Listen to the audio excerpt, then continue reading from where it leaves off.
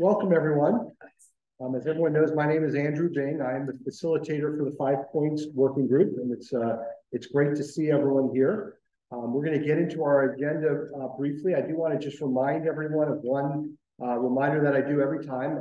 These meetings are designed for the working group members, and it's great that so many of you have shown up. We do have a quorum. We do encourage and welcome members of the public to show up either in person or virtually through Zoom. It's really up to you. Certainly as it gets darker and colder in our next meeting in January, if you choose to show up remotely, you're going to hear everything, you're going to see everything, and if you want to make a comment, you can still make a comment.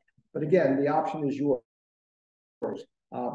Questions during the meeting will be reserved for the working group members, and we do save time at the end for public comment if any member of the public would like to make a comment. But before we get into our formal agenda, I'm going to bring up Stephen Bear, who's going to introduce himself, and then introduce our new project manager and go over some DELDOT safety statistics. Thank you, Andrew. Appreciate that. Good evening, everyone, and thank you for coming out. At the beginning of all of our public meetings or workshops, we'll start with some standard materials just to contextualize who we are, what we do, and the way we do it. That begins with our mission statement.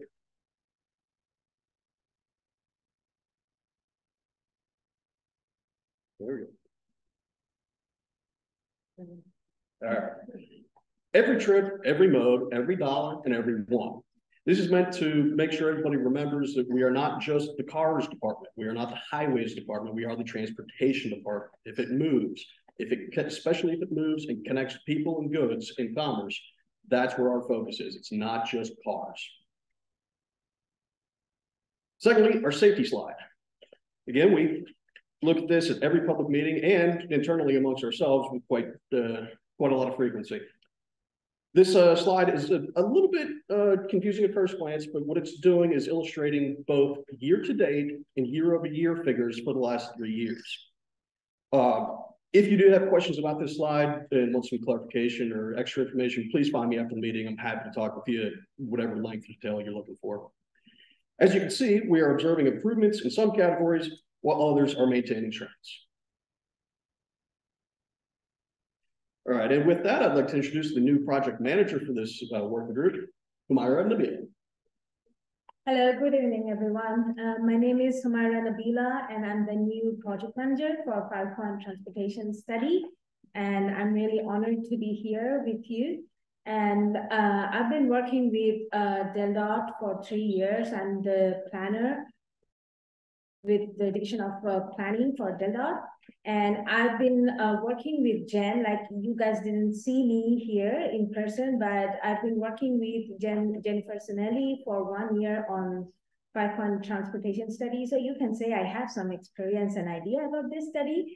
So I'm committed to open communication and any kind of open discussion, and anything you have to say, I'm open to that. And together, I think we can take forward this study in good future. So I'm looking forward to working with you. Thank you.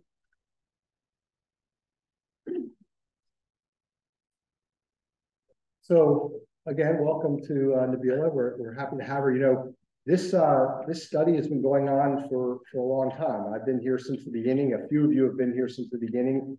And the study and the working group is really the constant. There are a lot of team members that have played integral parts in what's been happening. And at different times they transition off and new people come on. And Jen, you know, has been just a force of nature with the 5 Points study in a good way, a force of nature. And we're certainly going to miss her, but we're really happy to have Nabila. She's been a key member of our team for several years now, maybe not out front, but certainly behind the scenes. And so we're looking forward to having her leadership as we move forward. So now I'm going to kind of transition into our normal kind of part of this, of our meeting. You can kind of see our agenda up there. We have a lot of things that we want to get through. As usual, the kind of goal of these working group meetings are to share a lot of information. We want to increase the knowledge base of you all, and hopefully after we share with you, you share it with people in your inner circles and your constituents and get the word out. But there's a lot of important information, and we'll obviously always wrap up with an update on our implementation plan. So you can see we're going to talk about, Jamie Whitehouse is going to come up with Sussex County to talk about an ordinance relating to through lots. We're going to have Pam come up to talk about an update on the CTP hearings, as well as state transportation bills. Sarah Coakley will come up and talk about our Henlopen Transportation District update. Dorothy will come up to talk about state development trends, and then Leah, our consultant project manager, will come up to talk about the implementation status. And like I said, we always end with public comment if anyone has anything that they want to share with us. So what I want to do is also welcome those of you who are joining us on Zoom. This is a hybrid meeting. I say that, however, we really do encourage, if you can, to be here in person. These types of meetings work better when we're together in a room, engaged, asking questions, body language. You know, you get that look of like people are sort of not there, and then you get that look where people are really engaged. We hope we get that second one. But we know it's not always as convenient, but we really want you to be here. So I just wanted to stress that. But we also know that at times people can't be here, so we do welcome. At one point, I thought Scott Green was on, but I don't see him listed anymore. But if you do want to, if you are a member of the working group and want to ask a question, just raise your hand. If you're calling in by phone, that's *9, and we will get to you. But what I want to do at this point is go around the room. We pretty much do this one time a year, but this is kind of the start of our cycle. You know, our annual report that we do every year focuses on a calendar year. But now that we're taking the summers off, we kind of start with our fall meeting. We have our winter meeting, our spring meeting. We wrap up with a workshop. And then we kind of start up again with new members and so forth. So I do want to go around the room. It's probably unfair to start with Ellen since she's a new member. So I'm going to start over here with Senator Huxtable. Actually, let me get to, actually, before I do that, we have our summary of notebook materials. I'll come back to the introductions. You've got your agenda and the presentation, our draft minutes, our list of upcoming meetings, and the updated implementation plan. This kind of follows the same pattern that we always do. But I do want to see if there's a motion for approval of the April 24th meeting minutes. There were a couple additions that were made by a couple of members. Is there a motion? Okay, I see Glenn over there. Thank you, Glenn. Is there a second? Thank you, Mary. Did anyone else who didn't have a chance, maybe by email, have any comments or any questions about anything that was in there? Okay. So all those in favor of approving our April 24th, 2023 meeting minutes, please say aye. Aye. Anyone opposed, say no. And, all right, great, those are approved. So now I want to come back to the introduction. You wouldn't mind just state who you are, who you're maybe representing, if you're here representing a certain group or certain constituency. And if you have 10 seconds of something else you want to share with us, feel free to do that. Senator Huxtable? Yeah, Senator Huxtable, representing the 6th Senate District, which is Dewey, Rehoboth, Lewes, Milton, and surrounding areas. Pleased to be here. Hey everybody, Scott Thomas with Southern Delaware Tourism. We're the destination marketing organization for Sussex County. Mark Schaefer, 3rd Sussex County Council District. Mary Roth. I am Executive Director of Delaware Greenways and also Chair of the Historic Lewes Byway. And Mary, I'm going to stop right there. For those of you kind of towards the back, that is our speaker, our owl. So try to project as best you can. It's very good, but it still needs a little help from each of you. Mary, you did great. But Bill Davis here on behalf of Sussex County Association of Realtors, and on a bunch of others. Great. Good evening, everyone. My name is Dave Chernuda. I'm here representing St. Jude the Apostle Parish. And hi, everyone. I'm over here as the presenter, but I am a working group member as well. So hello, everyone. I'm the Director of Planning for Veldat. And just a real quick thing of 10 seconds. Last week, so some of our planners and engineers hosted a class from Henlopen. That's a Dutch transportation planning firm that's in Amsterdam, and they did a 2-day workshop to help us learn some things from our European counterparts of like biking and multimodal and pedestrian. So we hope to share some knowledge with them to like possibly integrate some of the things that they do in Delaware. So that was definitely more than 10 seconds, but I thought that it was so cool that I wanted to share. You're not going to say the rest of it. We're flying a working group over the Yeah, to share what we've been doing. Thanks, Pam. Continue on with Glenn. My time. Glenn Marshall, Sussex County EMS. Lloyd? Lloyd Schmitz, local resident, member of the Lewes Lions Club. Bob? Bob Fisher, retired electrical systems engineer, and I, like Lloyd, joined the group at the beginning at 2017 early, and so we've seen it all come. We're happy to have new people here because we learn things. And the Meadowlanders are great. My favorite company is based out of Eindhoven, and so I've been to Amsterdam, know what a wonderful city it is. So I'm glad you're having that experience too. Go, if you haven't gone there, please. Not yet, but I plan on. Councilman? John Riley, Sussex County Council, District 5. Ellen Lorraine McCabe, I'm the acting city manager for the city of Lewes. And we have, we're hoping still a couple more members will show up, and maybe we'll show up online, but we appreciate you're here. And as you know, it's evident, what makes this group work is your participation, and having elected officials here and city representatives and you know, the institutions that kind of make up the community. It really is what the power behind this group. So we really do thank you for being here. So with that, I am going to turn it over to Jamie Whitehouse, who's right behind me, who's going to go through our first agenda item. Thank you. Good evening all. Jamie Whitehouse, Sussex County Planning and Zoning. Thank you immensely for inviting me back a second time. So it couldn't have been that bad the first time. I just wanted to speak briefly to a new ordinance that just went through County Council last week, and I think I can do this in under 5 minutes. And this ordinance specifically relates to through lots, which is a very particular type of lot that exists where you have normally a rectangular lot or a corner lot. And a through lot is a lot that exists and has multiple frontages. It has to have two frontages that are roughly parallel to one another. And what the code does when it comes to setbacks. So here's a summary of the ordinance in terms of, this is a short type of the ordinance, and this is when it was reintroduced. It was actually considered by County Council last week.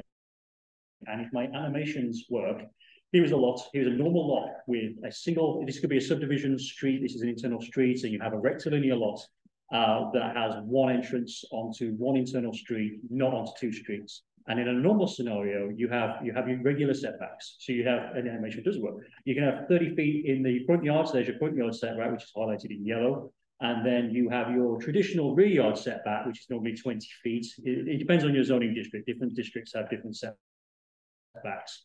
And then you have your buildable area.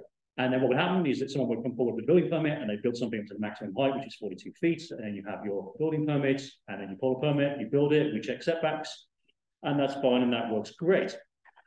Through lots are a little bit different in that because they have frontages, and I've added a state numbered road here, which is the most common example that we see in 5 points. There are some of these along Route 9.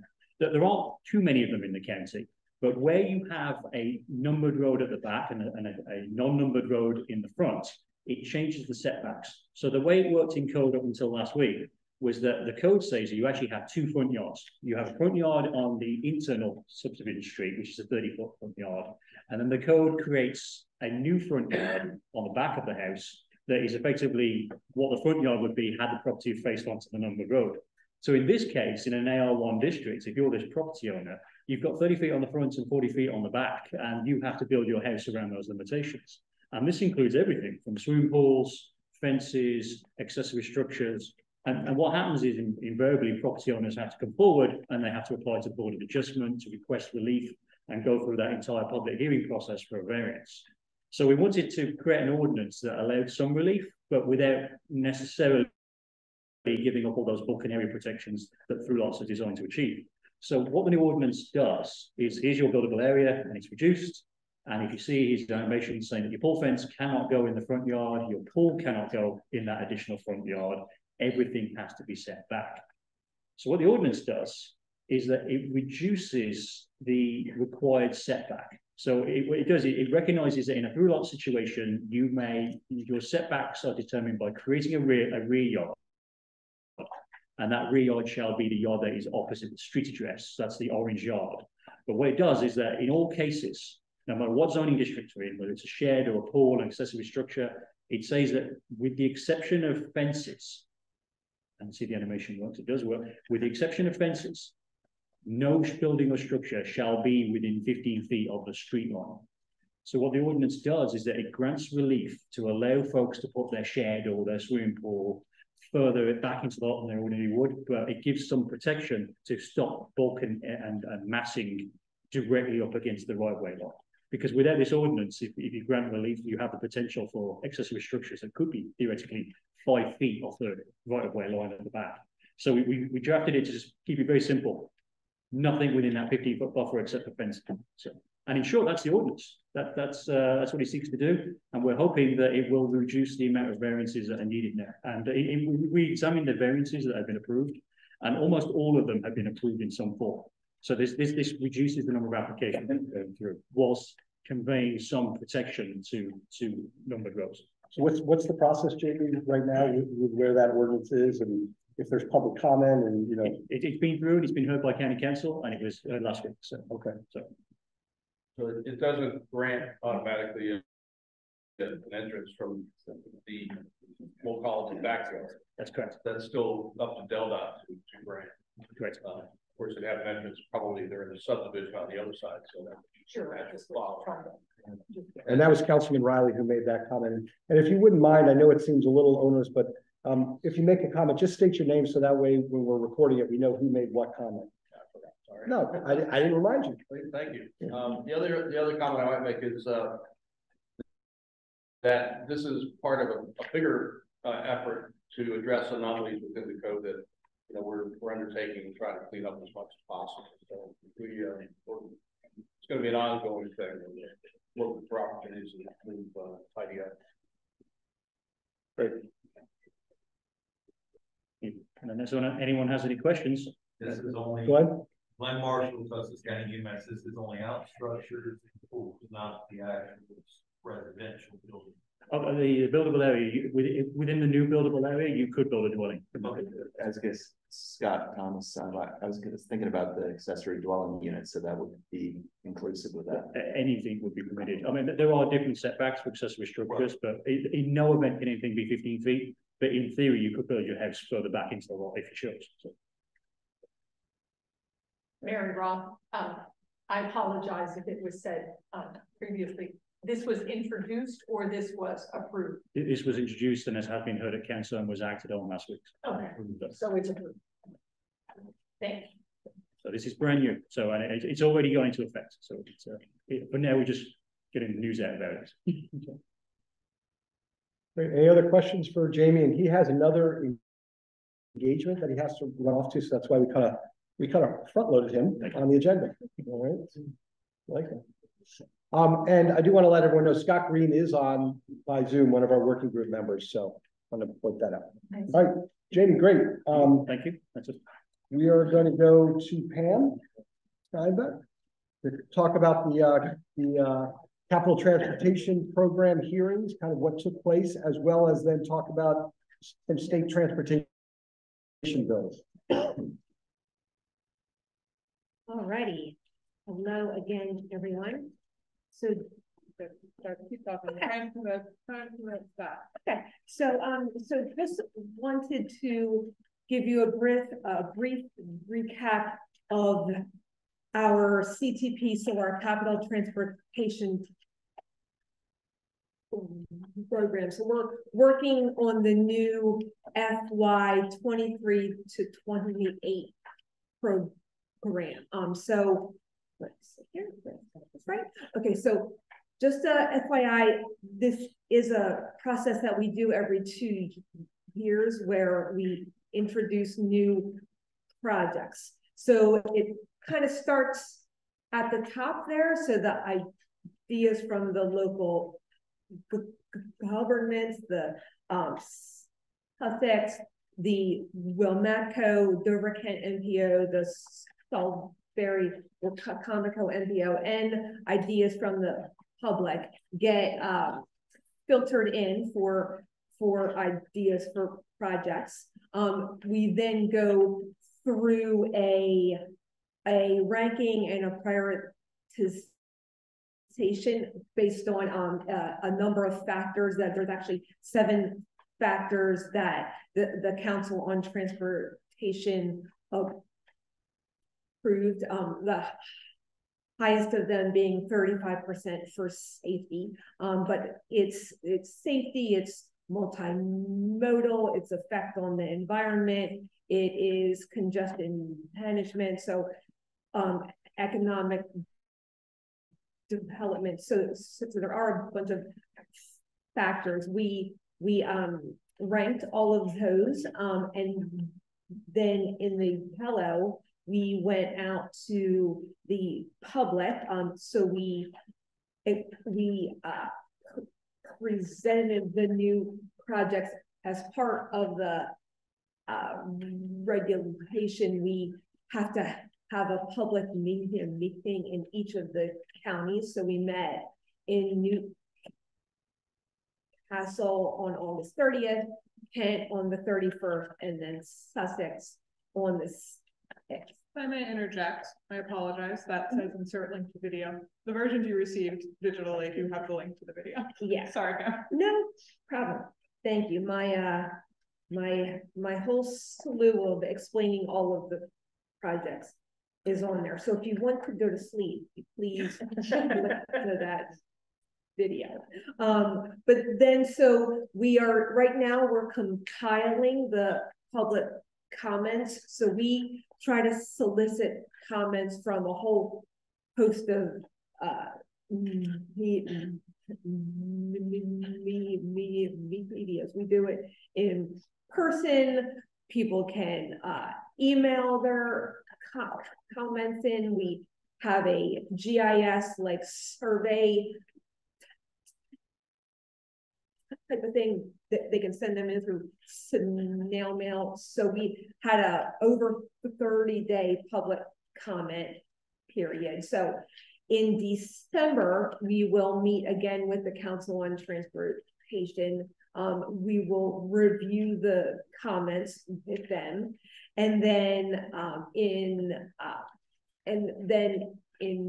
March, the council will approve the new projects, and then a request for the projects to be included as part of the OGov budget will happen by March 1st, and then hopefully they'll all get approved when the budget is signed, and so that will be for all of the state funds, and then September of 2024, it will get blessed by the feds, and then that will be, so that is a whole long process to like how an idea becomes a project. But if you have any other specific questions about there, I could talk your ear off about that.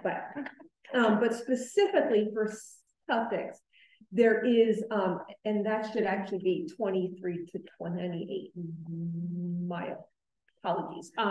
See, we're already thinking about 25 to 30. So we have 6 new projects that are selected to go. Now I want to explain, so the PD after each of the numbers is our project development phase. So that is for sure not the cost of the project. It is the cost of what we estimate the concept development to be. It is not a hard and fast number. We have to start the process off. We get proposals from consultants, and you know, so those monies aren't set in stone. But I specifically want to point out, so US 9 between Old Vine Boulevard and Dairy Farm, that is a continuation of the 4-lane section, that is, currently in the CTP. So that's just extending that widening, to 9. And then also the SR 24 between the Love Creek Bridge and Indian Mission, that is a proposed 4-lane section as well. And then the Redden Road corridor improvement. So currently we have 2 projects for Redden Road in the CTP. We have a grade separated intersection as well as a portion of Redden Road to be upgraded.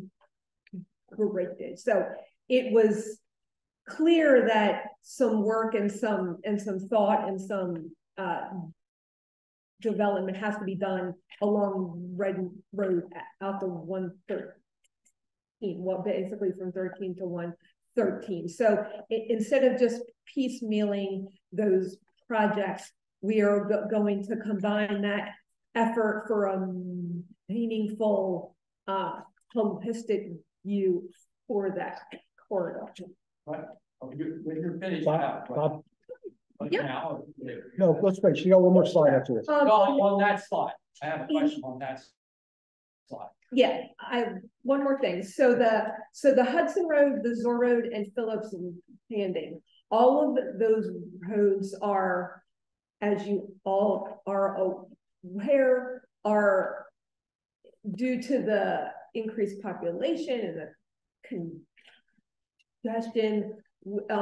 It was identified through the county that something needs to be done for all of these roadways. We don't know right now what that improvement is going to be. That PD phase is, and it may be the same for all of them, but it may not be. There might be where we widen Hudson, but we just do a shared use path on Zor. I don't know what exactly the improvements are going to be. This is just a slot to make sure that to identify for the public that these roads are going to be looked at further. There is a tremendous public input process. There's input all along the way for concepts and options and everything. So this is really just an identification to get it into the CTP so that it can actually be worked on. So no fear, there isn't anything going to be built in the next two or 3 years. You may want it to be, but unfortunately it's not. But just slotting them into the CTP is the first step. And unfortunately, it does take a while for this planning process to happen. But so yes, Mr. Fisher. Yeah, Bob Fisher, question on that slide. How many of those projects are in our original 5 points working group area of concern? I see maybe 1 or 2, and I'm not sure because I unfortunately don't remember the precise boundaries. But I mean, yes, they are in Sussex County, but I think most of them are outside our area of concern. Is that correct? Yeah. Are there any in our area of concern? Any? Well, I have a follow-up question. I think if the Hudson, the first one there. Okay, 1. Okay, That's 9, the green on right. So I'll get to my point now. How many potential projects that needed to be funded that aren't currently in our area of interest were basically prioritized out that this group was concerned about, and that's what we were chartered for in our area of interest, and we really tried hard to stay with it. You know, we thought about things even if they were bounded. So you see my point. Well, this is of great interest to the state and to the county, but for this group, what did we lose because the projects that are not in our area out prioritized? Yeah, I wouldn't think of it as what was lost. I mean, I think. And I think, mean lost, well, hold on. You know, I think a better time to kind of focus on that is when we come to our implementation plan and we see, you know, where we are with all 78 of those recommendations, because so many of them have either been completed or ongoing or in progress. There still are some that we need to continue to focus on, but I don't think it's a situation where, but because of these, that means that our recommendations are a lower priority. It's just that there isn't a separate CTP just for the 5 points working group. It's statewide, it's countywide, it takes a lot of area. That's the planning cost to get these projects perhaps to a point where our projects are, so then you can do an apples and apples comparison. So what you're saying is you don't see any projects in our pile of 78. 78, is that the current number? That's what we started with. All right, whatever number we have now, we have projects that may or may not be as far along as these will be, because these are being funded now in the CPP. Right. And the ones that are in our group that aren't as far along probably will lose. You know, it's kind of like if you don't get into, you don't play A ball, you're less likely to get promoted into double or triple A. Well, I'm going to let Pam continue, but I'm going to reframe it. And I think the way I would reframe it is, if you're and I hope no one from any other part of the state is listening, all right? But if you look at the focus that has been on this area and all the things that have been able to be accomplished in a relatively short period of time, and when you see kind of what Pam went through in terms of the process to go through to get things funded, I think this area should be pretty happy with the amount. And so I'm thrilled. I'm just wondering why we're looking at these when they're not in our area of interest, because I understand process is good, but and maybe I'm making something out of nothing, so I think I'll stop and I'll take your input. Okay, Councilman Riley. Well, John Riley, it sparks a question in my mind. Is the CTP on a separate track from the TID?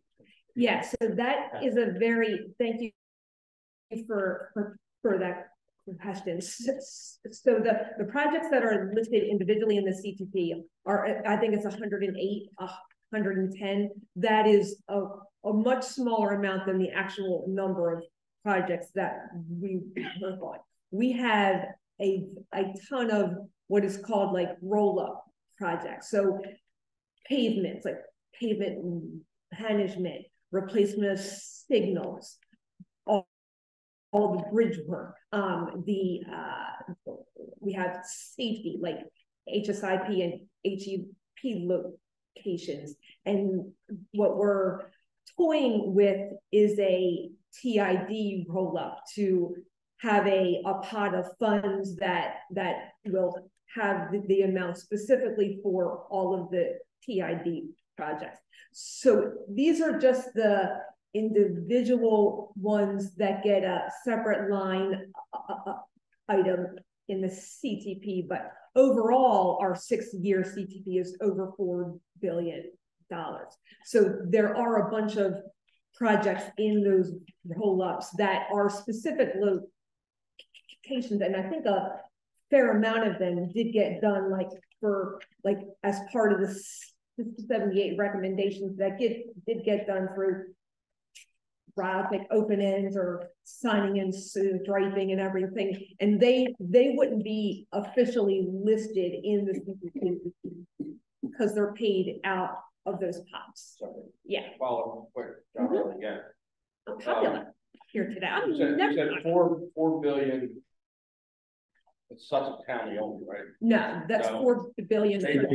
I do have that in Humber. I do have it as part of my. I'm not sure if I can. I'm not very savvy on that phone, but I can for sure get that like the specific amount for. I know part of it. I could interject. Yes.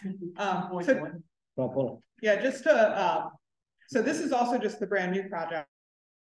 Not all the projects that were already in the CTP from previous years that are being carried forward. And if you recall, last January, Shantae came and gave us a full presentation on all of the 5 points area specific projects, and she will be back this January for that project specific update. So to your point, Mr. Fisher, as you know, a number of projects within the area are within the CTP as a whole. These are just the brand new. And we'll be coming back with more details, including all those facts and figures in January. Yeah. Okay. All right, and then just like I had mentioned, so we do have a GIS interactive map where you can go onto here and then you can get for not just the county, but for the entire state of what all of the new projects are. And like specifically what the source is, so like where the project came from, where the nexus what was. So if you have any questions, please feel free to email me or email Nabila or Steve. We'd be happy to do that. And then I just wanted to do a quick update on the amazing safety bills that got passed. So a huge thanks to all of our legislative partners. So there were a whopping 6 safety bills that got passed this session. The move over hall, so that that requires drivers to change lanes or reduce their speed while approaching any stationary vehicle on the shoulder or any emergency warning signal vehicle. 94, so the automated speed cameras. So we had a great success with curbing the amount of speeding in the work zone section for Restore the Corridor. There were vehicles that we had clocked going in a work zone in like a 10-foot wide roadway going in over in excess of 100 miles an hour. So it's just in so we are doing a 5-year trial run for only in work zones and residential areas within municipalities. And then we're expanding the reckless driving. So speeding in violation of 90 miles per hour are subject to a reckless driving offense. So that's fines. You go to traffic school or community service of picking up trash off the side of the roads. So tell your friends to be safe. And then child safety seats, that just expands the height and weight for when you need the 5-point harness and the booster seats. And then the motorcycle helmet. So all new riders that get their motorcycle endorsement for the first 2 years, they have to wear their helmet. And then the green lights on the snow equipment. So it's been found that green lights have an increased contrast, like with the snow. It's been used in Michigan and Ohio, and it improves visibility. So all of those were passed.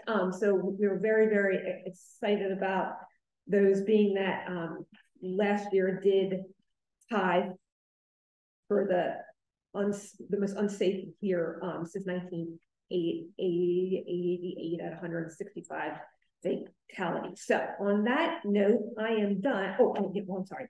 One more slide. I have a question. Go ahead, Lloyd. Yeah, Lloyd Schmitz. The pedestrian and walkability committee, what is the status of that? Yes, so that is housed in my division as well. So we are in the process. So we have all of the government council members identified, and we're working with the governor's office to get the 6 residents identified. So we hope to have our first council meeting.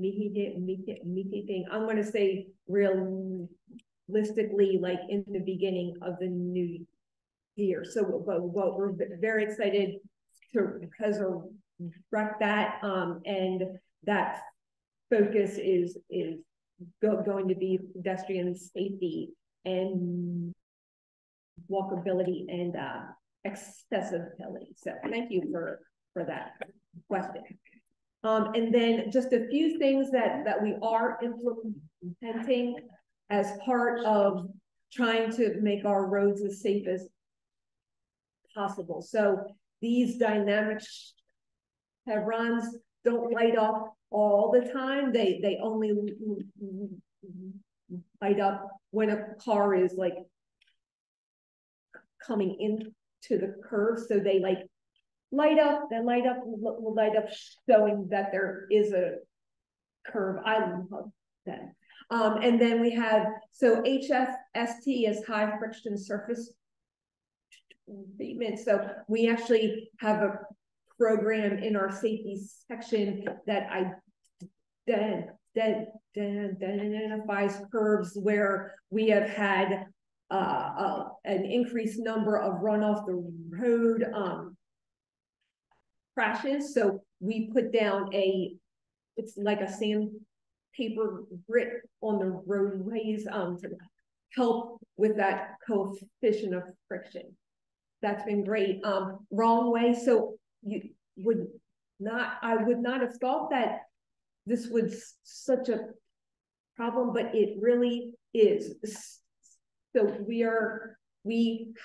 have a pilot at the base of the ramp on northbound Route 1 at the Air Force Base. So being that so wide, there are people that turn onto that and try to go up the ramp in the opposite direction. So what this system does is once it identifies a car that's going in the opposite direction, it has a whole bunch of lights that like blink like wrong way, and then there's a message board on Route 1 that notifies people going northbound Route 1 that there may be a car that's entering the wrong way. So yeah, it's very neat. And then our tried and true rumbles, so strips. So we have rumbles and we have mumbles.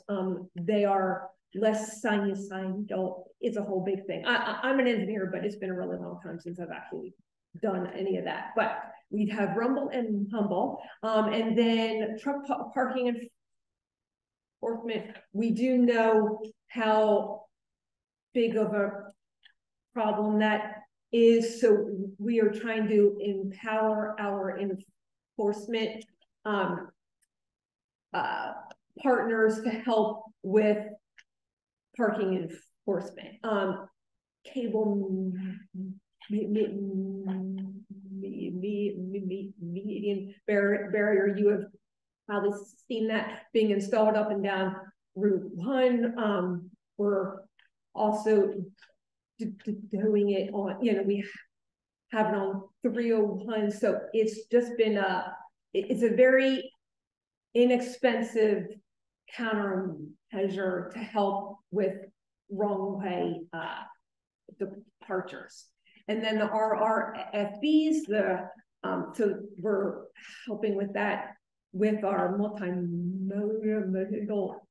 We are putting them in select locations where they are deemed unneeded. And then I already talked about the automated speed enforcement. So I've gone like way over, but safety is the most important thing here at Delta. So. Any other questions before we move on to Sarah? Okay, great. Andrew now knows to put me at the end. No, you did great. Okay, thank you. Sarah Coakley is going to come up, kind of building on Councilman Riley's question about the Transportation Improvement Districts, TID, and speak about that, the Henlopen TID. Good evening. My name is Sarah Coakley. I'm with Delta Planning and I manage all of our transportation improvement districts. And before I get into the formal presentation, just for some background information that may be helpful. So the Henlopen Transportation Improvement District, which I'll be getting more into the specifics about this evening, the study area for that overlaps the 5 Points working group area. And also many of the recommendations do as well. So the implementation of that PID was a recommendation from the 5 Points Working Group when it first convened in 2017. And then there are also recommendations for implementation of certain improvements that the 5 Points Working Group has made that were included in the TID as well. So about annually, I give a comprehensive update on the TID, and that's why, because it's part of, you know, the 5 Points Working Group, basically one of your accomplishments. So what is a TID? It's a geographic area that's defined for the purpose of securing the required transportation facilities in that area. And so basically it replaces the need for individual developers to do a traffic impact study and then contribute to offsite improvements if they come inside of a transportation improvement district and are consistent with the land use forecast. So basically the local government, in this case Sussex County, did a parcel specific land use forecast for the parcels within the district. And then DelDOT did traffic modeling of that land use to identify the needed improvements.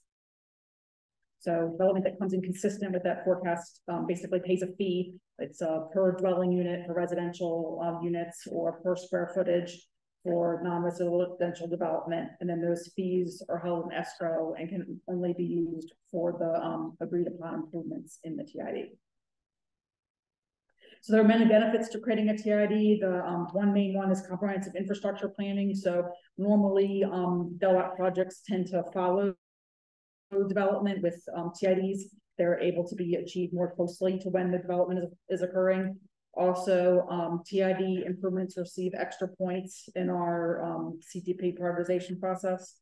The TID fees, since they function as a transportation-based impact fee, so basically as developers are building, that's when they actually pay their fee. The fees have to be used for only the area that they're collected for. So they can't be reassigned to something else. They can only be used for those improvements in that specific TID.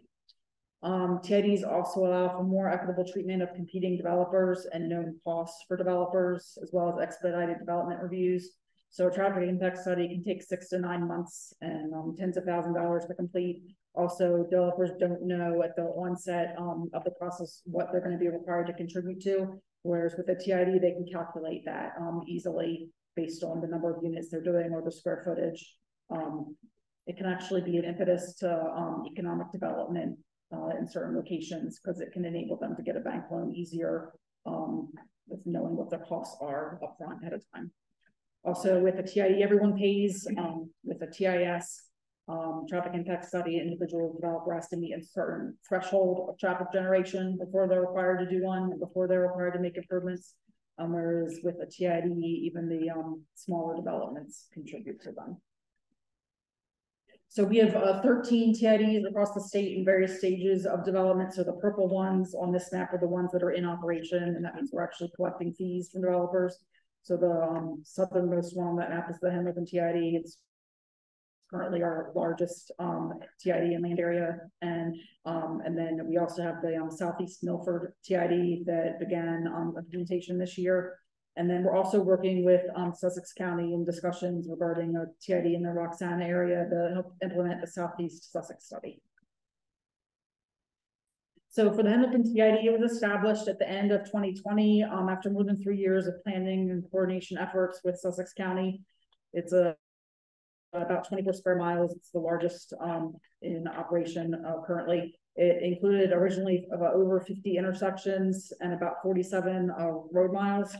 And the cost for the transportation improvements identified as that part of the TID are estimated to be about $311 million in today's dollars, with the developer fees expected to contribute 24% of those costs. So the idea would be that the developer fees cover 24% of the costs, and then the remaining costs come from DelDOT, either using federal or state funds. So we got a question, Councilman Riley. Good question. Yes. Looking at the map you're provided, refreshing my memory of where the boundaries are, and wondering, is there any possibility that we'll expand the footprint of TID at some point? Because I can envision some pressure, development pressure, just to the west of Beaver Dam, where this is cutting off. So so 2 questions.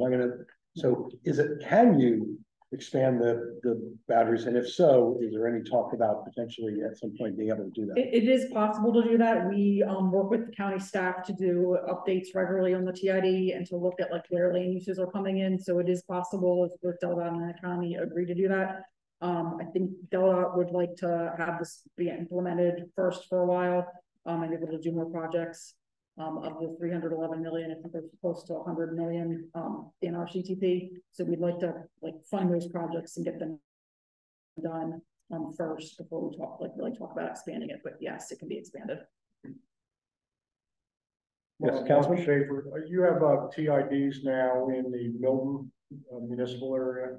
Yes, we've been working with the town of Milton and the Milford municipal area. Yes, but those are still in planning, right? Or the Milton one, is that? The Milton one is still in planning. The Southeast Milford one is in operations. Yeah. And there seems to be some concern that Sussex County was not consulted in the design and implementation of either one of those TID areas. So I know for the Southeast Milford one, that agreement is between Delta and the city, and it only covers parcels that are in the city. So it doesn't cover any parcels that are outside of the city's jurisdiction. It doesn't cover parcels that are in the proposed annexation areas in the comprehensive land use plan. Yeah, it covers those parcels only. And basically, a parcel would have to be annexed into the city. I don't want to waste your time with this tonight, but we can call you guys next week or something. But no. You know, I'm aware of a couple parcels that are in the annexation area or any annexation plan of Milford that are not included in the TID. Okay. Which I thought was maybe an oversight and should be looked at maybe correctly. Okay, we can follow up on that as Yeah, well. let's follow up on that. I know that the initial agreement and boundary was established a few years ago, so it's possible they changed their annexation area.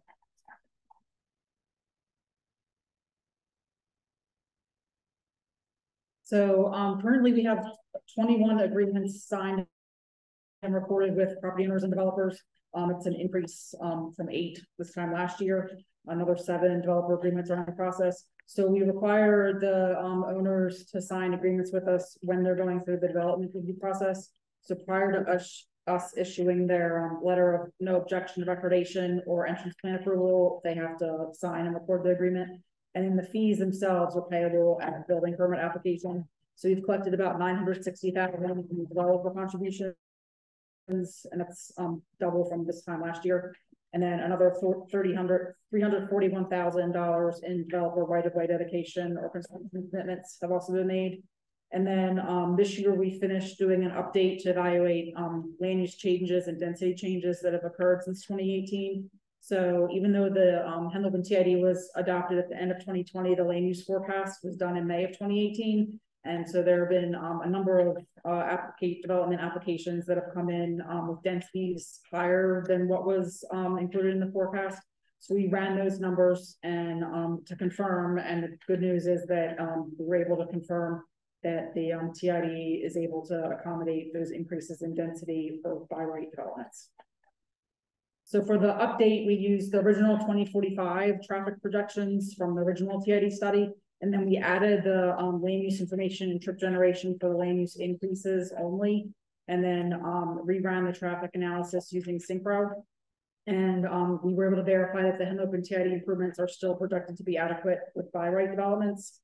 The current agreement basically says that rezonings and any other development applications that exceed the threshold for doing a TIS are still required to complete a TIS. So, for instance, if a development comes in that's generating 50 peak hour trips or 500 daily trips, they would normally be required to do a TIS. And the Henlopen TID, if they're generating that much more trips over what was included in the land use forecast, then they're also required to do a TIS. So the land use forecast and the agreement provides a bit of a threshold there to allow folks to go a little bit over what was included in the land use forecast, and our modeling is showing that that threshold is adequate. So this is a map showing the original land use forecast from 2018. So the yellow parcels are residential units only, and it's the number of new residential units expected between 2018 and 2045.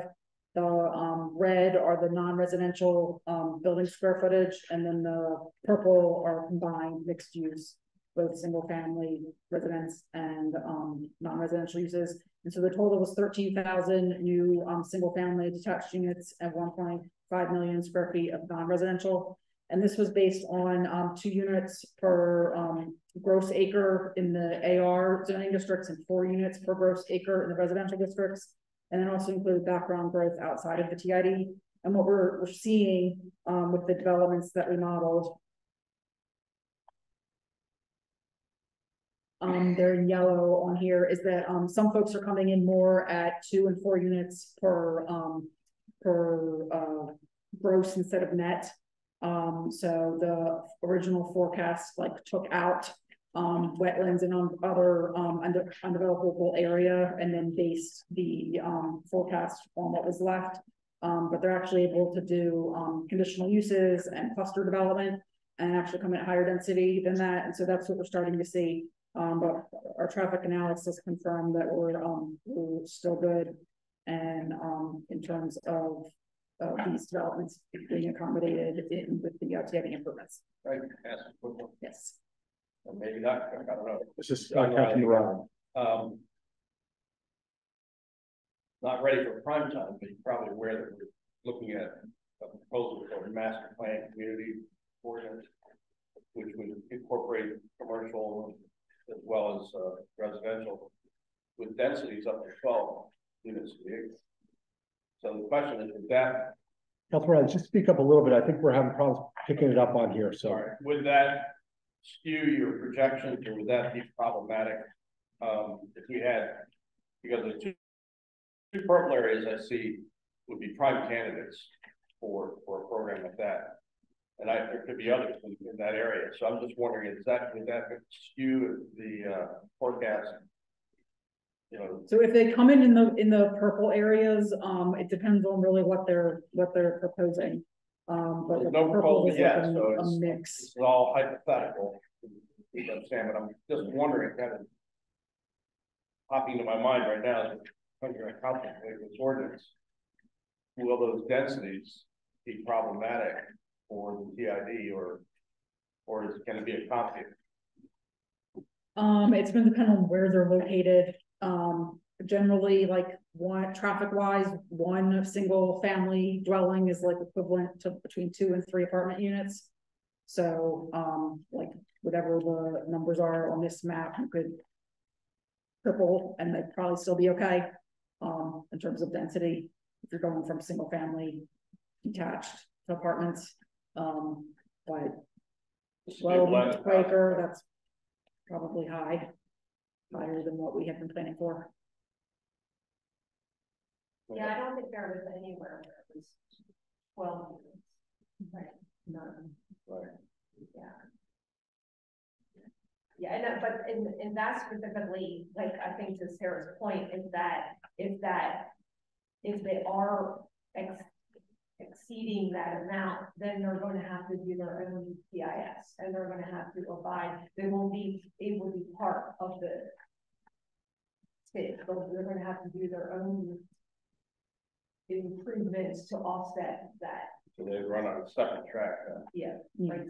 Yeah, they would do a TIS, and then they'd be responsible for anything additional beyond what's in the TID. Because every open space, there'll be civic areas, municipal set aside. So you could have potentially, probably shouldn't throw a number out here, but 30 or 40% of the development could be non-residential. So your net density could be as low as 6 or 8 when you factor out the commercial or the non-residential. So I don't know, just yeah, it depends on like how many like intersecting roads are there. It also depends like how close the commercial and residential are to each other, because then you get into things like internal capture where there's not as many external trips being generated. Yeah. Well, this might be for a sidebar conversation. Okay. Go ahead and say that louder. So my question was, want to confirm with Councilman Riley that it could be up to 12. That's the current, concept. You know, so it's a bit of an incentive to, builders, developers, because we think that this is a beneficial way to build going forward, where you have commercial and other services embedded in the community. Well, I think, for the purpose of this discussion, Might be too granular. well, I think we probably got as far as we can go, but I mean, I think conversations, obviously, part of the role of this working group is the communication and partnership between the county and DelDOT. And so, we want to take kind of what you just sort of introduced and let's have conversations about that and make sure that, each party's goals can be met, and try to accomplish that. But I think you might want to have it on your radar. Yeah. Great. Bob? Bob Fisher, the last conversation raised an engineering question to me. If you have a mixed use development, I understand the theory is that the businesses there may cater primarily to the residents, and that would reduce traffic in and out of the development because they'd have their services there. But I am familiar with, like, in the development directly above on the Nassau Road,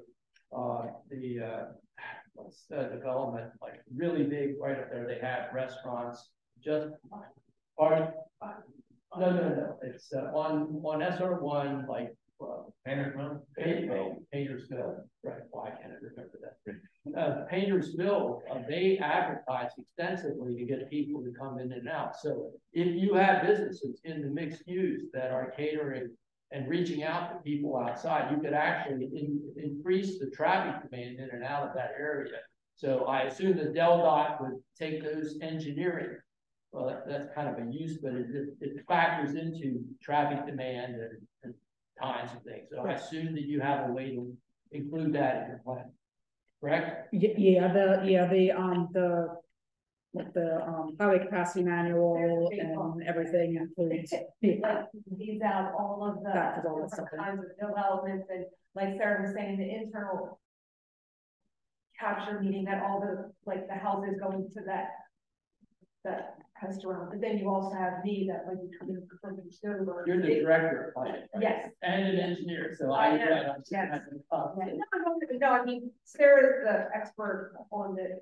But yeah, and it'll depend on each specific land. It'll depend on the amount of internal capture. Depends on the specific land uses that are included, and that's why you have to know that. Great answer, thank you.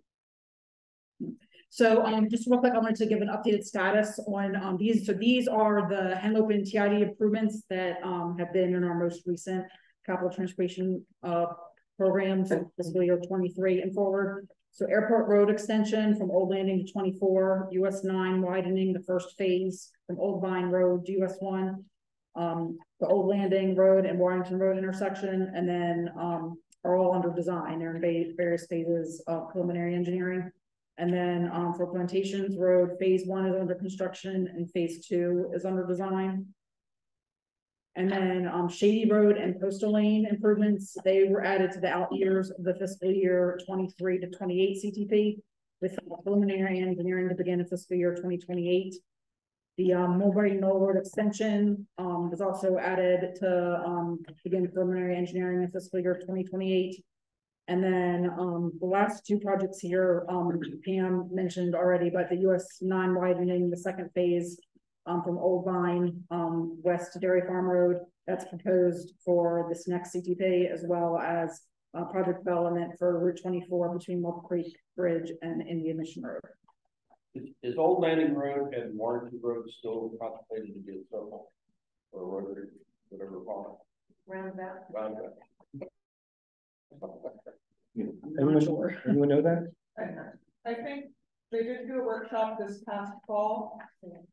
And I think we may hear an update from Champagne in January. I don't think it's moving quickly. So we'll have an opportunity to hear more about that. My understanding is there was significant public feedback about that alternative, and I think you can say that. they are taking that and sitting with it. And the great thing about a few of these are the new projects that are going into the new CPC that PD phase is being funded. Well, the U.S. not a portion, but the ones that are in the TIDs, the PD monies is being funded by the developer. So we already got the money, we have it sitting in the pot, so let's utilize that to move the project forward. Okay, any other last questions for Sarah before I bring Dorothy up? Okay, thanks, Sarah. So Dorothy Morris is coming up. She's been here before, but we're going to get an update on some state development trends. Good evening. Hope everyone's doing well. If you've heard this presentation before, I apologize, but I know we had some new members, so I want to give a little background on state planning and why our office actually does the development trends. I get that question a lot, why we do it as opposed to DelDOT or other agencies. So the Office of State Planning, it was established under 29 Delaware Code in the mid-1990s. Our mission is the continuous improvement of the coordination and effectiveness of land use decisions made by state, county, and municipal governments while building and maintaining a high quality life for the residents of the state of Delaware. Our office consists of 1 planning director and 6 staff members, and those staff members do include 1 circuit rider planner for each county. I am a circuit rider planner for Sussex County. And among all of the things we do, one of the most important we do is we are the staff to the Cabinet Committee on State Planning Issues. So the Cabinet Committee on State Planning Issues was developed under 29 Delaware Code 9101, and they have a full line of things that they're responsible for that you can see there. One of the most important to us is the recommendations for the most desirable general pattern of land use within the state. That is their charge, along with others, the major circulation pattern recommended for the state, recommendations concerning the need for and the proposed general location of major public and private works and facilities, the recommendations on the land use planning actions that are subject to and review under plus, which we'll talk about in a minute. They also prepare the strategy for state policies and spending, which is a document and maps that serve as a primary policy guide. It summarizes the state's land use goals. The policies and strategies also direct state spending into investment areas that support the most efficient use of state and fiscal resources. And they perform other duties, such as they are responsible for the downtown development districts, if you're familiar with those. So then we get to the strategy for state policies and spending, which I mentioned earlier. It was first created in 1999, and I will tell you that it was created because the counties were doing their plans, and they were sending them to the state, and the state was saying, well, we don't necessarily like your plans. And so we had one county director who then became state planning office director, but she called the governor's office and said, how can you tell us what we need to do if you don't know what you need to do? So in 1999, we created the first strategy for state policies and spending. It is updated every 5 years, and our last update was 2020, so we'll start probably mid-2024 updating for 2025. The document, as I said before, it serves as a primary policy goals. It summarizes the state's land use goals, our policies, and our strategies. It does direct state spending and investment levels that we feel support the most efficient use of state resources, whether they be physical, or natural. And then the document is used by all state agencies, and it guides how they spend their money in each level. And if you are not familiar with the strategies, it is on our website, and Appendix C will tell you how each state agency spends their money in each level. So it's a very interesting read. So along with that, the Office of State Planning is responsible for the preliminary land use service, or PLUS, as most of you know. So we are charged under Chapter 92 of the 29 Delaware Code with seeing development as it relates to state policies. And we are allowed through Delaware Code to have MOUs with different agencies, with the different municipalities and counties. We are currently, the last Sussex County MOU was done in 2004. We are currently updating that. It's been back and forth. If you're keeping track of that, it's been back and forth. It is now in the county's hands. They'll review it and whatever their process is, and then get back with us with if they feel that changes are needed. So the preliminary land use service for Sussex County, any residential planned community right now, this is what it says currently. Any major residential subdivisions containing 50 or more dwelling units, any residential subdivision site plan, and this is a very, very kind of confusing one. So right now it's 20, if the existing structure is expanded by 25% with a total floor area exceeding 75,000 square feet, or new construction involving structures or buildings with a total floor area exceeding 75,000 square feet. So you can see why we like to update these. That's very confusing for anybody trying to read it. Hopefully the next one that comes out will be a lot easier to read. So it also, the current one also mentions environmentally sensitive developing district, which is now the coastal district. So they don't even have the district that's currently in NOU. So for the reasons of, we are updating it. I don't want to get too much more into what's in the current one, because I think in the next several months, you'll probably see it before the county to update. And so last but not least, the Office of State Planning does an annual report. So the Office of State Planning is charged by the Cabinet Committee on State Planning Issues to prepare an annual report each year. It is due to the government by October 15th. It is now on our website. It was live on our website as of last week. And then we began the annual reports in 2007. And with the annual report, because as I go back to the Cabinet Committee, they're charged with the development with the pattern of growth in Delaware. So part of that is the Office of State Planning collects development data from each municipality and county as part of the report. It allows us to coordinate land use and the state budget process. The data is collected in January of each year for the 12 months prior, and it includes residential building permits, non-residential building permits, which includes square footage, and development approvals, which include the number of homes and or non-residential square footage that the county has approved but is not yet on the books or pulling building permits. So the development trends dashboard comes directly from that information that we get. It was created in 2020 to track the development data in one place for public viewing, and it shows 3 types of data. It shows the plus data, and I'll go through these in more detail, but it shows the plus data, the development applications, approvals, and then building permits issued. So the plus data is just that. It is what we have seen through plus. It is not approved by the county. It may never happen, but the developer has enough interest to put a site plan together and bring it up to this Office of State Planning for the plus reviewers, which consist of most of the state agencies, to look at it and give comments on things that, as my former director used to say, the good, bad, and ugly of the site and whether or not it's going to create a problem for them. Development application approvals. This is residential and non-residential square footage that has been approved at the local level. Building permits have not necessarily been pulled, but it has been approved, so we can track how many residential units or the amount of square footage that was approved. And then last but not least, building permits. And that is just what it says. If a building permit is pulled, the county will report that to us. And so we know exactly how many and where building permits are issued. So that brings us, this is the 2022 development trends. This is what I showed you last year. And this is what I wanted to show you. So you can see, we start at the bottom. This is what we reviewed through plus in levels 1, 2, and 3 of the strategy. Make sure I'm sorry, this is level 4 on this side. This is what we saw through plus in level 4. This is what was approved by the county in level 4. And this is what the building permits that were pulled. On the other side is levels 1, 2, and 3.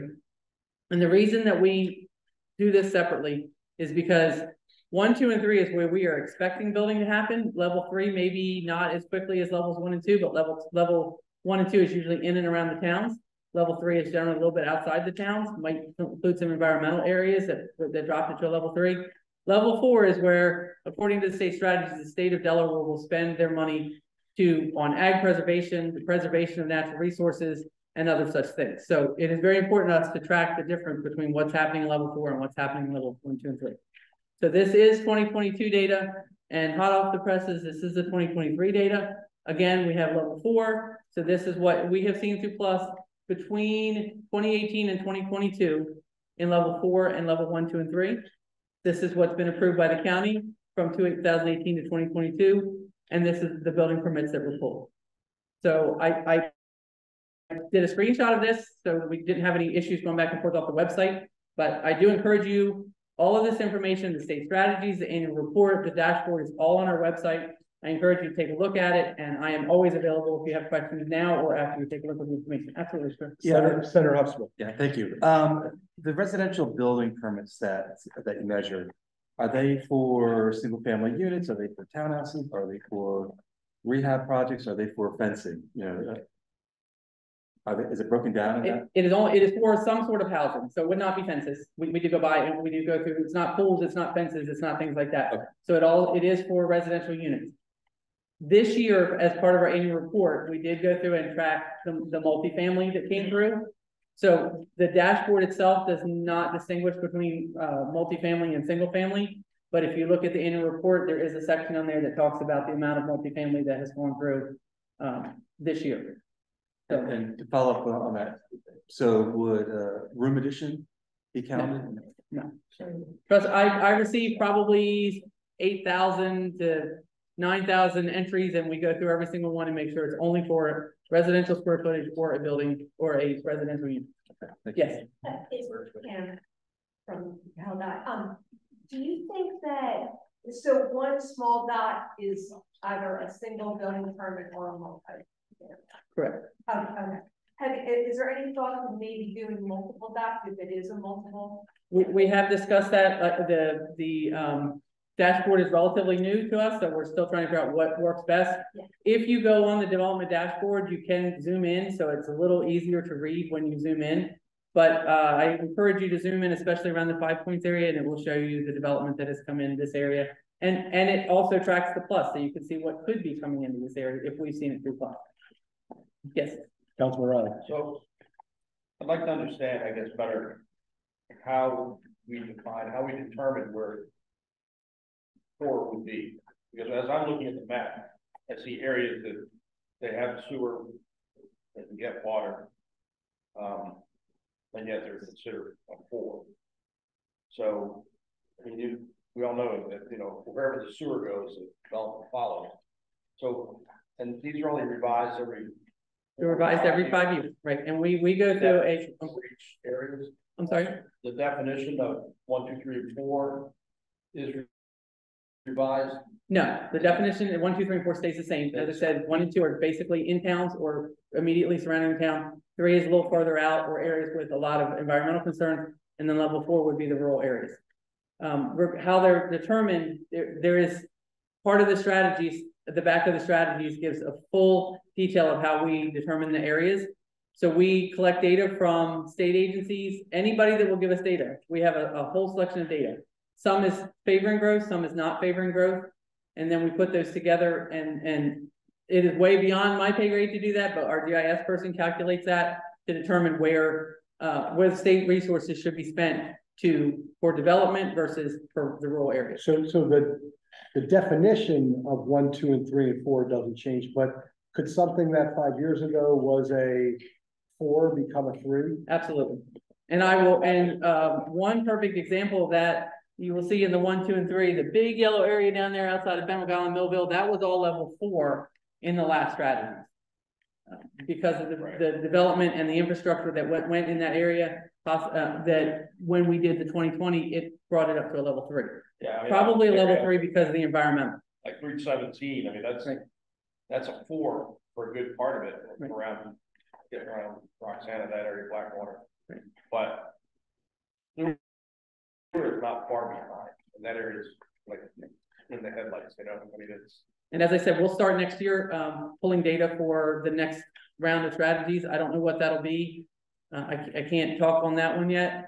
You know, there's a lot of discussion. Then we do, just so everybody knows, we do once we do our analysis, we take this map before it goes public. We take this maps to the counties, to the towns, and we say, does this look right to you? What are we missing anything from your comprehensive plan? We have those discussions, and then of course we obviously have a lot of public meetings for everyone to see it before it is approved.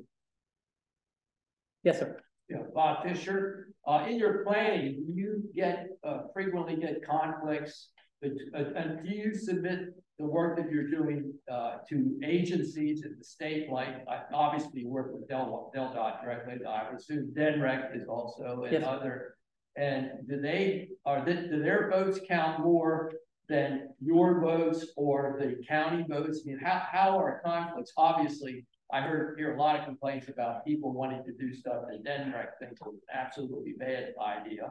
DelDOT is much more cooperative in trying to make things happen than to say no. But, and I may be wrong. You see where I'm coming from? I do. And just so the layers of data that we have, if it's non-favoring growth, it's negative 1 point. If it's favoring growth, it's positive 1 point. And we put them all together and they Again, above my pay grade, but our GIS does the analysis. You're saying that the scoring includes the other agencies. It includes all agencies. It also includes the comprehensive plans from the local jurisdictions. Right. If they're, and that would include water and sewer. If it's public water and sewer, it is included. And it's probably not engineering formulas that you use to calculate the +1 or the -1. It's just sort of judgment of sitting around the table and maybe taking a vote if necessary. Well, there's no vote taken. It's what the data is. The data is. There's a scale. So I got it. if it's -10 to -3, it might be 4. I don't know exactly. Don't put me on that. I don't know what those numbers are. Thank you. Any other questions for Dorothy?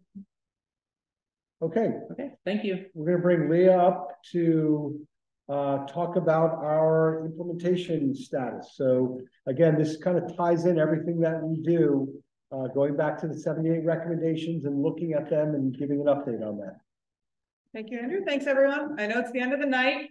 I see some folks who look ready to go home. So I'll try to be brief, but please interrupt me as I go with questions as you have them. So I know we have some new members tonight, so I'm going to spend a little bit of time just reviewing how those original 78 recommendations were categorized. We use colors, so you can see there on the screen, and those are also keyed to in the very back of your packets. You have some very small font and a big old spreadsheet. So that's kind of our marching orders. That's our implementation plan. So although I'm only going to be discussing recommendations tonight that have changed since the last time we met, you have a running list of the status of every single 78 recommendation at the back of this document. Yeah, I'm just going to say, I don't see it doesn't matter. It's people are okay. Yeah. Are they? You can't see the screen, you can't see the video, but people attending remotely can. Thank you. The TV just went to sleep, like we all would like to soon. So those categories, you know, the gray category, the first thing you'll see in your spreadsheet, recommendations to be implemented under current DelDOT projects or initiatives. There are only a few of those, 7.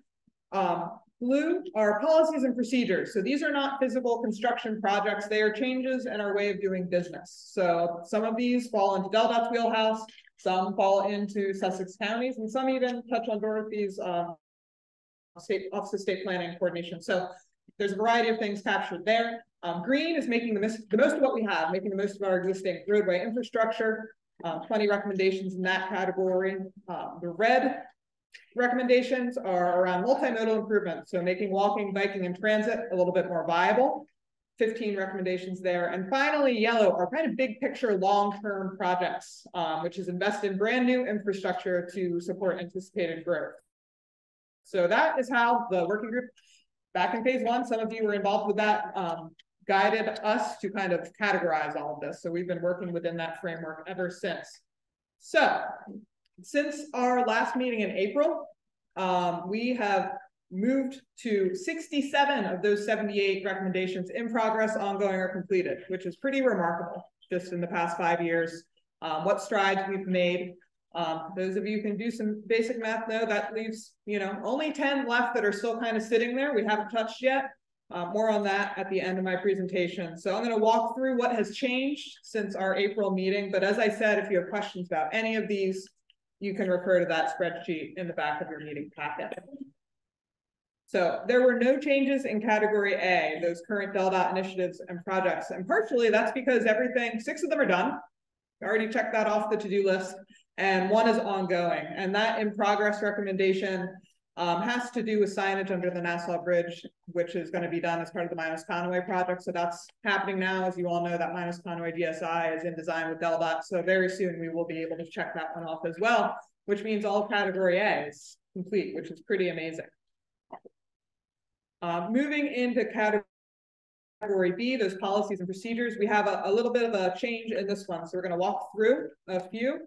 1 is relating to incorporate comprehensive planning in the county. You can see here, incorporate more walkable, bikeable, mixed-use town centers into the comprehensive plan. You'll note that says comprehensive plan, meaning the counties. And Councilman Riley, I was excited to hear about your master plan communities ordinance. We'll have to include that in the update. We don't update, that's on a 10-year. Yeah, exactly. So correct. The county's comp plan only gets updated every 10 years. So next time that's up to do, we'll kind of be engaging with the county on that. But in the meantime, that ordinance you mentioned around the master plan communities, I think is relevant to this in the spirit of this recommendation. So please keep us up to date as to the status of that, because at a certain point, we can kind of add that to our documentation. Well, we had the hearing last week on the record of 2 weeks ago. Okay, we'll keep tabs on it now that it's on the county website. The other update we added here, and the reason I bring it up tonight, is because DelDOT is also working with the University of Delaware, which has a lot of resources available via some of their graduate programs with technical assistance. So just wanted to let you all know that DelDOT is working with UD to provide technical assistance to some of our smaller towns that are a little thin on their resources or staffing that they do have. So more to come on that, but did wanted to let you know that that is going to become a resource available moving forward. So, recommendation B9. This was a pretty vague one, and a lot of our recommendations are like this. It doesn't say to make improvements on New Road, it says to study them. Okay, and I can tell you New Road has had a lot of studies done, right? We had the New Road Master Plan, which was endorsed by City Council back in 2020. We've heard a lot from the Canary Creek Bridge project team around the improvements being implemented there, which has included multimodal side path facility, obviously not built yet again, but we definitely studied it and have a design now. You know, ongoing developer improvements, DelDOT Development Coordination is working with them to make sure that those developers are doing their due diligence by the master plan. And also in the CTP last year's, New Road was included, and additional funding for road improvements along kind of the southern portion of New Road, below Tower Hill, connecting to Nassau Road, is now programmed in the CTP for that, and some studies been done. Lastly, not on the slide, the very northern portion, kind of approaching Pilot Town Road above the Canary Creek Bridge project, that is actively being studied by the Lewes Bike Plan right now. Mary, I know, is on the bike committee with the town. So with all those studies listed, we as a project team felt pretty comfortable saying, check, yes, complete, we have studied it. Again, we've not built it yet, but I think we're all feeling pretty comfortable about where things stand in the pipeline to call this recommendation study. So that is an update there. Anyone have any questions about that? Okay. Now you just have to trust that DelDOT's going to do their due diligence to build it, which it's in there though. It's programmed. There are funds behind it at this point to make those improvements. Actually, Leah, can I take that back? You may, Mary. I was looking at you. Yes. The CTP project, yes, includes Old Orchard. So Old Orchard is under Old Orchard intersection of New Road. Yes, it does include the intersection. That does leave, if we're talking about side path connectivity, a gap between New Road and the West Coast Road improvements. But we have also studied that.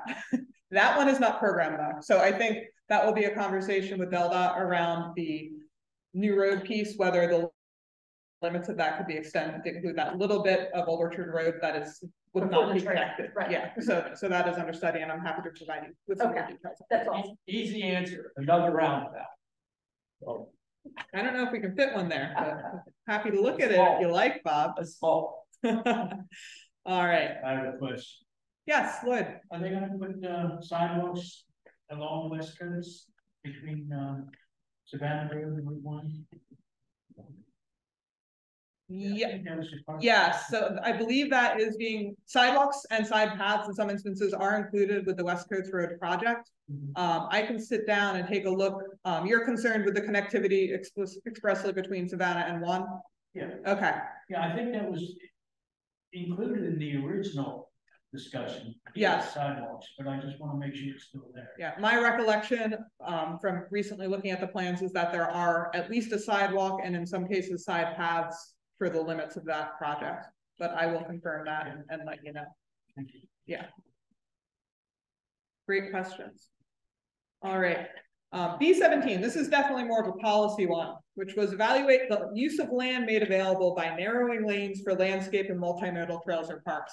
So at this point, we're really focusing more on the trail piece than the park piece. And I will say that there is another study called the SR1 Low Stress Bikeway Study that is exploring the feasibility of providing more trails and side paths along roads throughout the study area. So that, you know, if you want to learn more about that, there's a project page for that effort. But I can say, as we've been kind of taking a deeper dive on a lot of these corridors, New Road being one, narrowing lanes, as you can imagine, especially on our local roads, does not create that much room, right? You only have 2 lanes to narrow, in some cases 4. And Andrew and I were trying to reflect back as if to recall whether the intent of this one was really Route 1, because that's when, you know, Route 1 is wide enough with enough lanes that you begin to create meaningful space. But we could not recall. So unless any of you who have been with us from the beginning remember the intent, I'm going to do some deep diving to meeting minutes. Well, we've had discussions, I don't know how far along it got, where the land trust and the counties bought Hudson Farm, and building a trailhead, and then from there north to Milton, and then south to hopefully 24 eventually.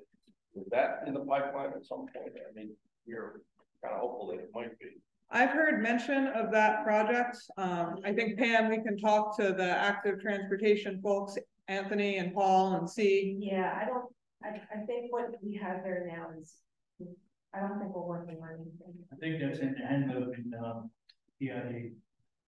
Yeah. Going down. Is that? That's not this.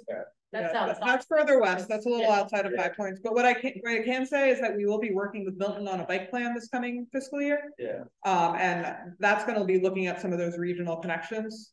So more to come soon on that. I think that would be popular there. And I think that just overall, just for everybody's sake, we did update our Del Dot Road design manual, and gone are the days where, like, if it's in Ontario, it's always 12-foot lanes and it's always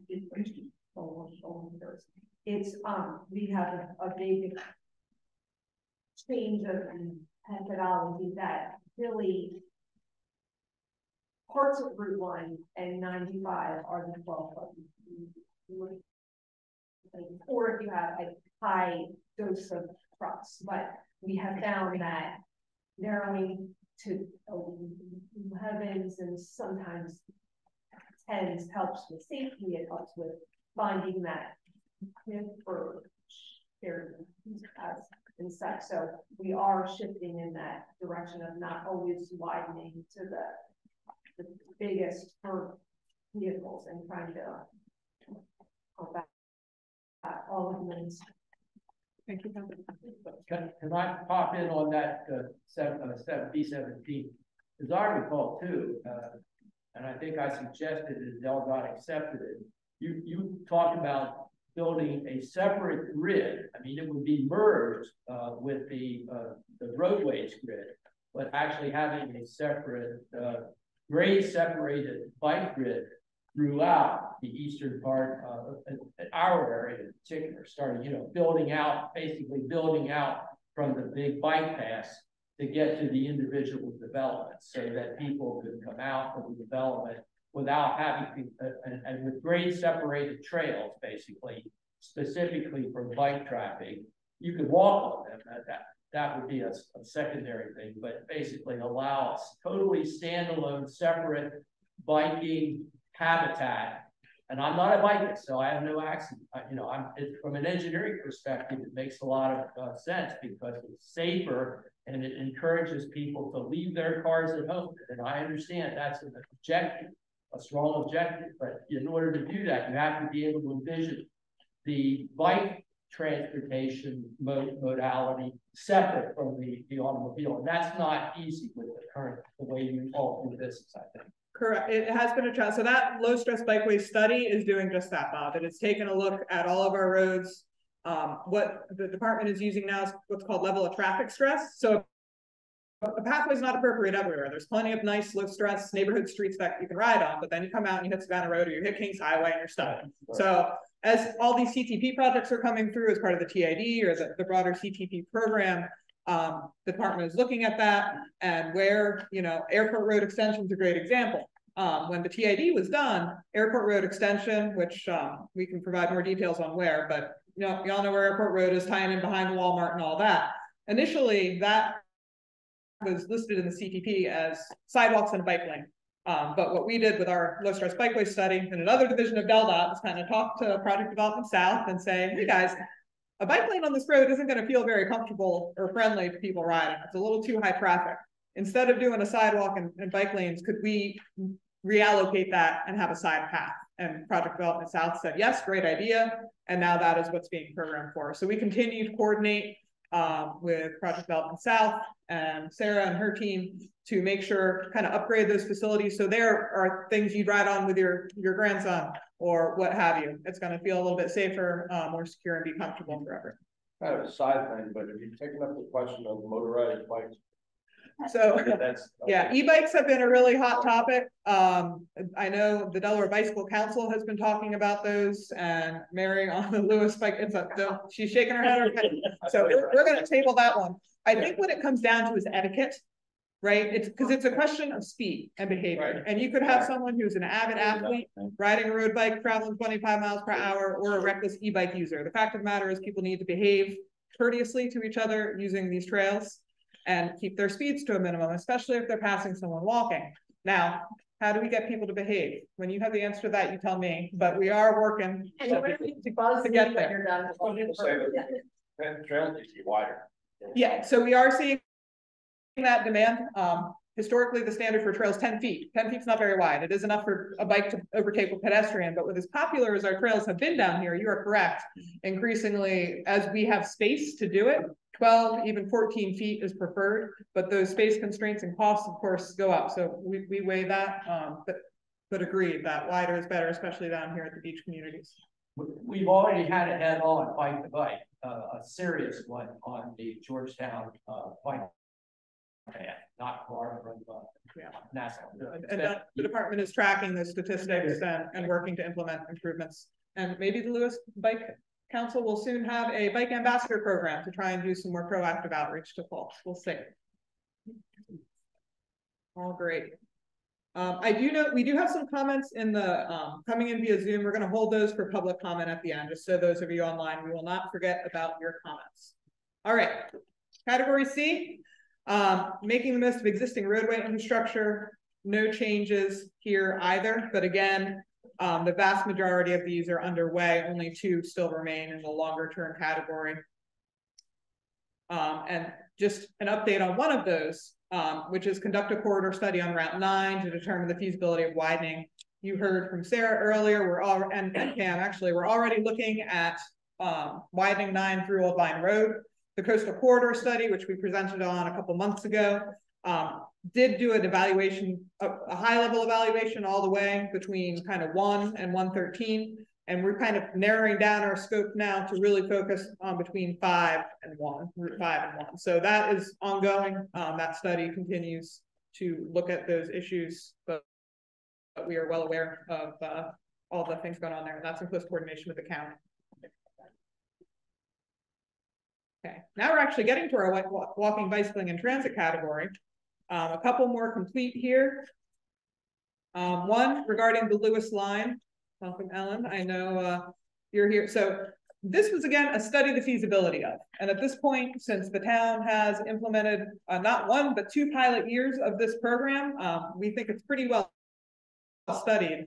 And, you know, service expanded this summer. Ellen, I don't know if you want to add anything just for your fellow working group members. So we are just working on compiling a report for the council. A little louder. This report will be shared with council at a future upcoming workshop.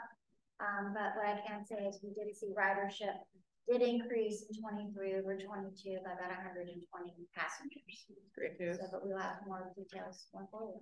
Yeah, so I think, thanks Ellen for the update. And once council has the opportunity to review that, if you all are interested, I'm sure at a future working group meeting, maybe even January, we could provide a little bit more detailed update on the status of that program and its success to date. But again, because we've studied it, we're going to call it complete in our chart. D12, identify publicly. This kind of relates to the one we were talking about the lane narrowing, which is to identify publicly and privately owned land in the study area that may be used for trails. And this one we're going to call in progress as well, because that same study that was looking at side paths is also looking at new connectivity across parcels. So again, Bob, to your point about kind of interconnectivity between developments, working to see if there's some opportunities for that. Because, you know, sometimes you have a residential development and right behind it, you have a commercial center and there's no way to get from there to there and you have to drive out and all the way around. So if we can get some of those cars off the road and making short connections instead, that's going to benefit all of us, especially in summer. That's on our short-term radar. For council? Yeah. Good to hear. Yeah, and that was a recommendation that was discussed a lot during the coastal corridor study as well. We can allow people to walk and bike somewhere if they're within a mile or two. That's going to be good for everyone. All right. We're almost there, folks. 71 to 75 slides. All right. Next, study opportunities for pedestrian crossings on Kings Highway and Freeman Highway. Again, this one we're switching from in progress to complete. That new RFB down at towards Cape Henlopen Drive was installed, I guess, last summer at this point. I'm working my way from the bottom up. The Kings Highway CTP project, which has been underway right out here. That project will be coming back to workshop soon. I do not have a date for you yet, but they have studied this issue quite extensively, and I'm sure you will hear from them how extensively. And we also have our new signal down at the Lewes Library at Monroe Street that was just installed by the developer, which is finally an opportunity for people using the parallel trails right there to get across safely. So at this point, we consider this kind of out of our hands. The studies have happened and now it's on to implementation. So good news there. And we will be sure to let you all know about that Kings Highway workshop. I know a number of you are very curious to hear updates on that effort.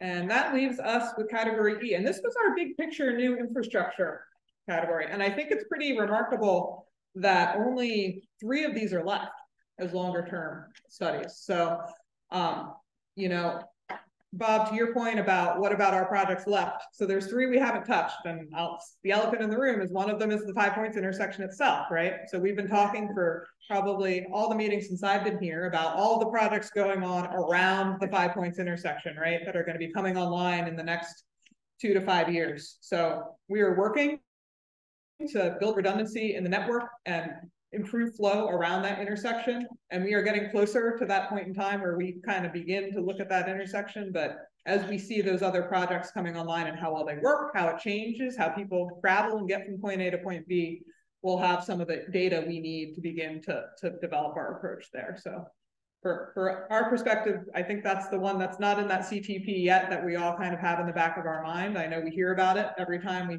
talk to the public. But we're going to continue working on all of these. I think I mentioned earlier, we really only have 10 outstanding recommendations that we've not begun to work on yet.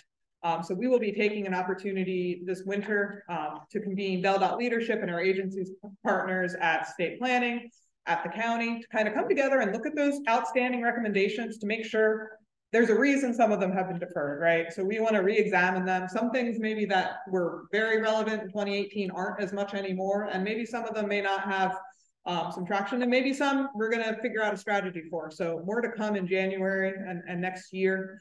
We're really going to kind of reset and take a look at all of those. With that. So any last questions regarding that update that Leah just gave? Okay, we're going to wrap up our meeting. We're going to go to public comment. So we do have a couple of people who did write in. I'm reading these for the first time. So have a question for Pam or Sarah. Will there be a service road for the 8 homes and businesses on Route 1 north of Hudson, connecting them to Round Pole Bridge Road so they don't have to pull out on Route 1 anymore? So again, if you don't, yeah, we're going to have to get back. I don't think we have a response to that, but we'll. Where I'm thinking of is John Riley. I think there's a development slated for the north side of Cape Neck Road that will permit access that way, that development. So this is from the person who made that comment.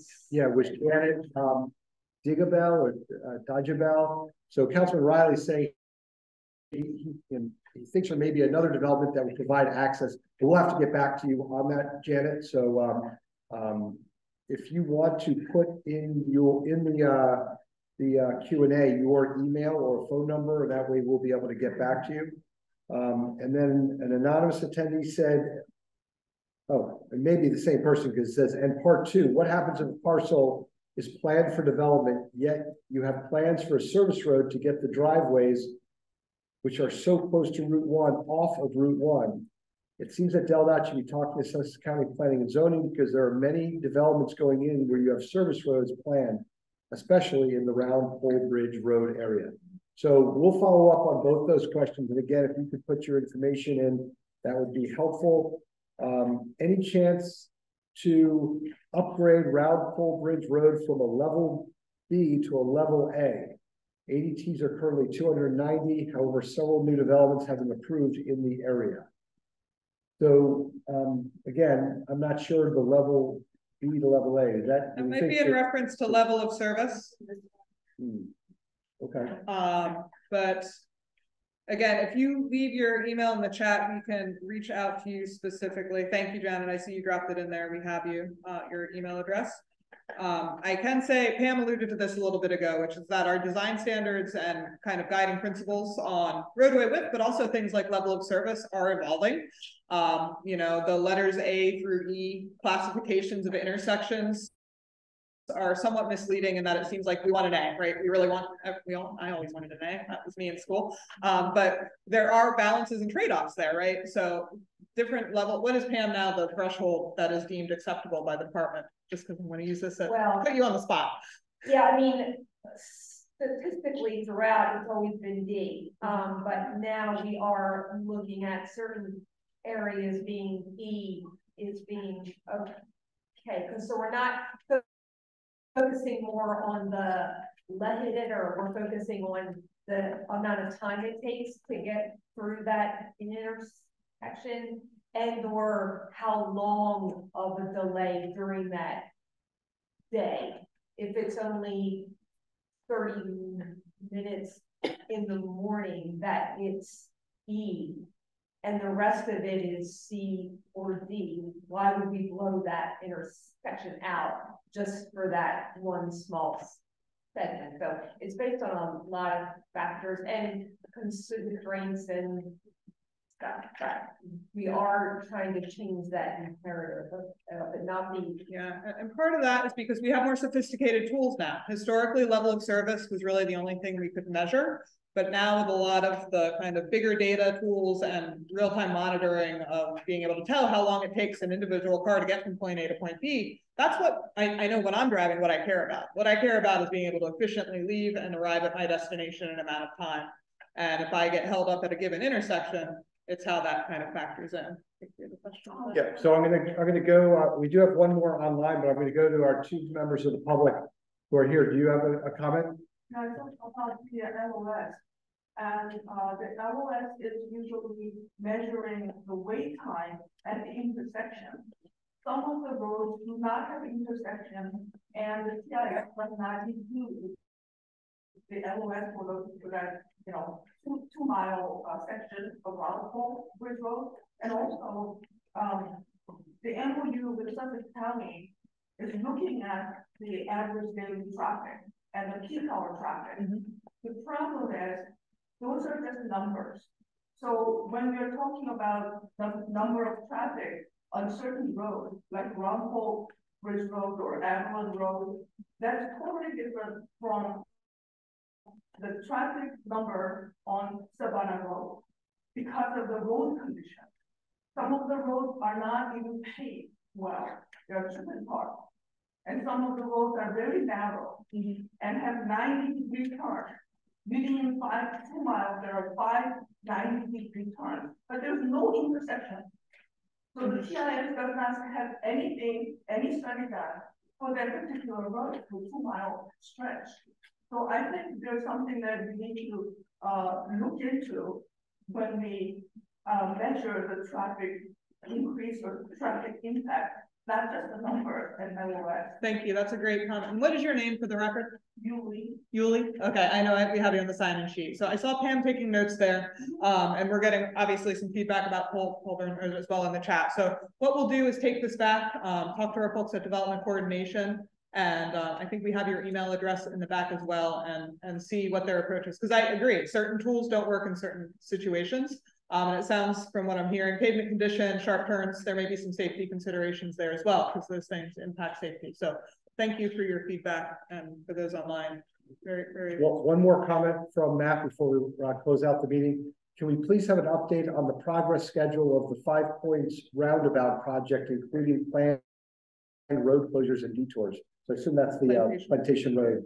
I don't know if anyone's in a position to be able to provide an update on that. If you are, great. If not, we're gonna have to get back to you, Matt. Yeah, I mean, this has the wonderful, the Delta project, wonderful. I mean, there might be, I know that Chante, I'm sure, is gonna give an update in January, but if they have specific, if they just want a general update, the project we're told would be good. And then they also have an email if you have specific to like email the direct project. Yeah, so Matt, if you want to share your email, we can get back to you with some more detail. But you can also check out the specific project portal for that project. And then in January, we'll probably come with a full update when Chante Hastings comes back to provide that. Yes, Senator Huxley. Yeah, I have an email that there's going to be a meeting at the Lewes Transit Center, 10:30 to 11:30 on the 26th. Regarding that project. Say the date and time again. The 26th of October from 10:30 to 11:30 at the Lewes Transit Center. Okay, great.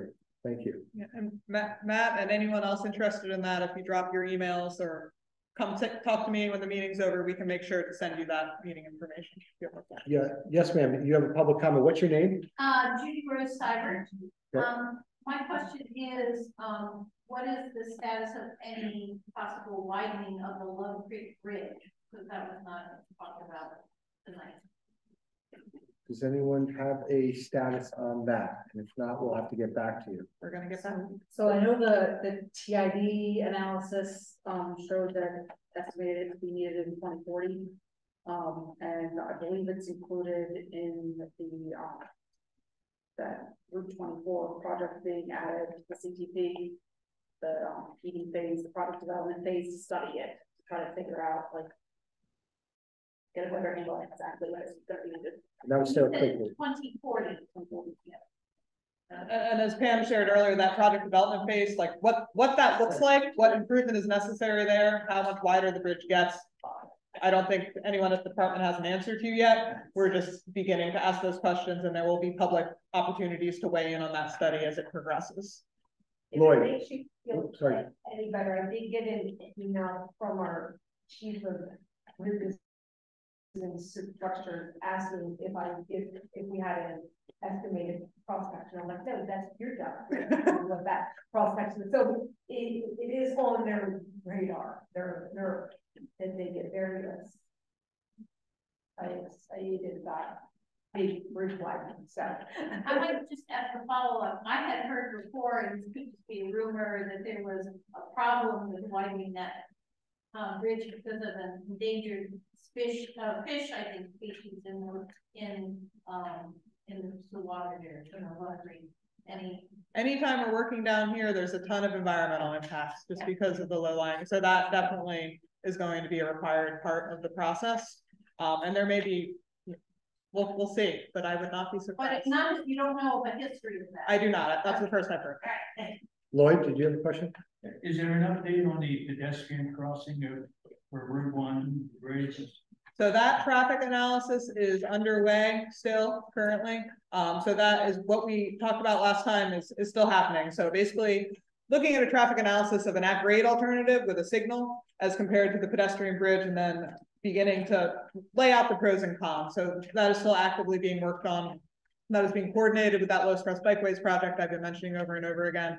And we will definitely be coming back to you all once we have the results of that analysis. So we want to do that in a really holistic, deliberate way. We're talking about what could be a potentially very large investment. And we also want to make sure we understand where people walking and biking are coming from and going to, and the likelihood that they'd use a bridge as opposed to just crossing the street, which is obviously a little bit more affordable. So Lloyd, would love to, I know you probably have a ton of great feedback about these, so once we do have the data, I'll be sure to let you know, because I'd love to hear your opinion on it since you walk so much in that area. And sorry to the people on Zoom, I pushed a button and somehow I stopped sharing the screen, but we're wrapping up. I just want to get to that last slide. So thank you. That the date. Hold on. It's Let me good. try and fix it. No, don't show because we have the wrong date. It has 2023 instead of 2024 on there, but we're meeting January 22nd, 22 of 2024. Yes. But we're gonna. I'm trying to pull that up again. Said location to be determined. Location to be determined. It'll probably be here. It'll probably be here. We just have to confirm we can get the room, and there's no problem. But we like this location. It's very high tech, as you can see right now, and I'm very low tech. There we go. There we go. Pay no attention to that. I mean, I do that for like the first 3 months of the new year. One more comment to that. Yes, about the Route 24 project, Sarah mentioned, from Log Creek to Indian Mission Road. That is partly TID and partly out of TID. And who is paying for that study? Is that coming out of the TID or the CPP?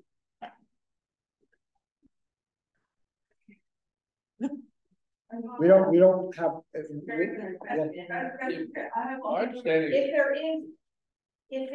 it's all in the TID, then the developer funding is paying for all of it. But I know one of them, like there was one of the projects, a portion was in the TID and then a portion was out. So we were going to use that percentage with the funding by.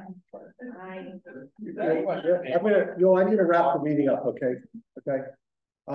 Councilman Ron, the question came up, and I think the answer was that even if they're just across the road, that they're not in it. So sorry, that we had to draw the line somewhere. Right. So is that your understanding, Sarah? Do by a percentage located if it's half and half. Correct. That was my understanding. Okay, we're going to wrap up the meeting. Thank you to those who are here. Thank you to those who joined us online. And we will, obviously for the members of the work group, we'll get a meeting summary together. There will be a following 5 points that comes out before the end of the year. And we'll see everyone again in January. And like always, don't feel like you have to wait until the next meeting. If there's an issue, if there's something that you're concerned about, please feel free to email us and we'll try to be responsive to that. So thanks again. Get home safely. Thank you for all your comments.